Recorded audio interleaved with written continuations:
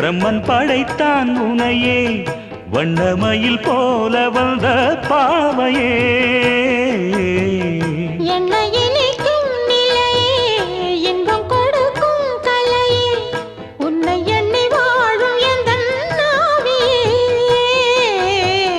கண்ணிமையில் தூண்டிலிட்டு காதல் தனை தூண்டிவிட்டு எண்ணி எண்ணி ஏங்க வைக்கும் ஏந்திழையே